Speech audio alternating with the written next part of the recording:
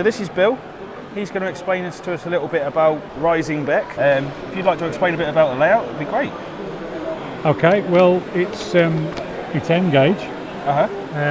Why is it N gauge? Well, over 50 years ago, my dad built some N gauge.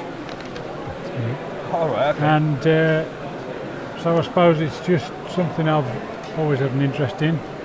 And I started building this about 2017. It's made to a size that I've got the space for at home. All right. Okay. So it's about 1.6 by 1.2 metres. Okay. Sorry, I've gone metric. That's all right. Don't worry about that. And it's DCC. And I wanted DCC because I'm quite comfy with computers and stuff like that. And as it transpires, it actually works rather well because I can get nice slow running, which... Well, that's one of the good things about DCC is the ability to run it a bit slower than what it is on DC, isn't it? Yeah, and although people who seem to hate DCC will tell you it can all be done on DC, I've done both and it can't. Yeah. Let's not pretend. Uncomfortable how that is, you know, and I do accept DCC isn't for everybody.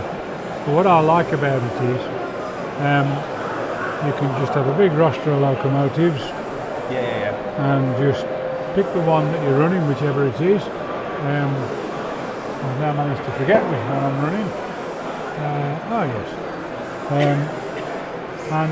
Always happens. Yeah, so every time. The plan really.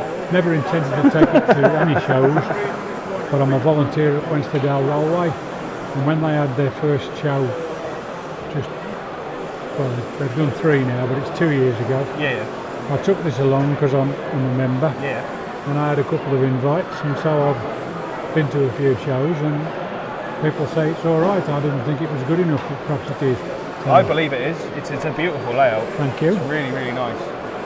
So that's me really, and it's somewhere in the Pennines that involves limestone. Because that's something I quite like, limestone scenery. I wanted it to be trains in the landscape with realistic curves, so out the front it is realistic curves, I think, or as realistic as I can get. I believe it is, In the fiddle yard here, it absolutely isn't. It's first radius, very sharp. But so that's it really. I think I probably enjoy making them more than what do you think was the most difficult thing to model on the layout?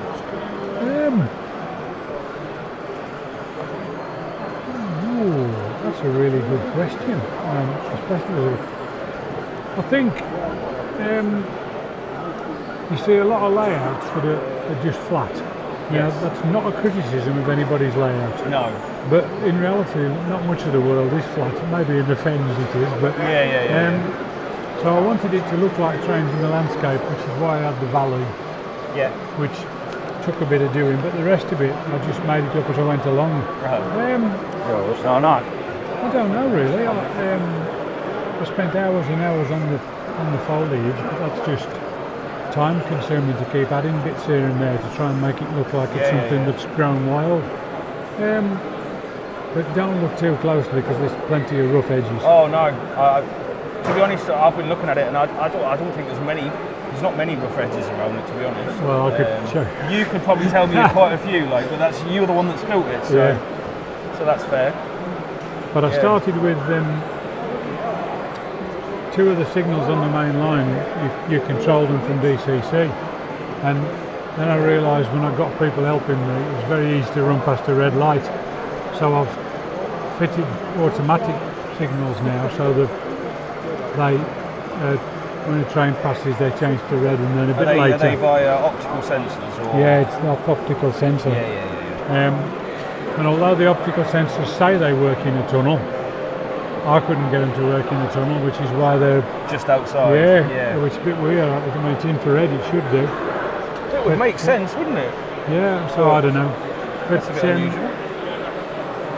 So now that's it really. Okay, no worries. Thank you very much. That's all right. Appreciate it. Well, thank you. Pleasure to talk.